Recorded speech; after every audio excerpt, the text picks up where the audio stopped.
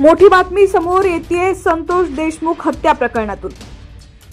बीड जिल्ह्यातील केस तालुक्यातील मसाजो गावचे सरपंच संतोष देशमुख यांच्या निर्घृण हत्या प्रकरणामध्ये मुख्य सूत्रधार असल्याचा आरोप होत असलेल्या आणि सध्या सीआयडी कोठडीत असलेल्या वाल्मिक कराडचा कारनामा दिवसांगणिक समोर येत आहे। वाल्मिक कराडच्या कारनाम्यांची भाजप आमदार सुरेश धस यांच्याकडून दररोज चिरफाड सुरू असतानाच आता आणखी एक कारनामा खंडणी प्रकरणातील समोर आलाय। 2 कोटी रुपयांची खंडणी दिली नाही तर कायमची वाट लावून टाकेन, हातपाय तोडून टाकेन अशी धमकी वाल्मिक कराडने आवादा कंपनीच्या अधिकाऱ्याला दिल्याचं समोर आलंय। ही धमकी वाल्मिक कराडने विष्णू साठेच्या मोबाईलवरून दिली होती। या संदर्भातील सर्व रेकॉर्डिंग आवादा कंपनीचे अधिकारी सुनील शिंदे यांच्या मोबाईलमध्ये रेकॉर्ड झालंय। आता हे रेकॉर्डिंग सीआयडीच्या सुद्धा हाती लागलेलं आहे, त्यामुळे त्याची तपासणी केली जाते। 2 कोटींच्या खंडणीसाठी वाल्मिक कराडने 29 नोव्हेंबर रोजी फोन केला होता। हा फोन विष्णू साठेच्या फोनवरून सुनील शिंदे यांना करण्यात आला होता।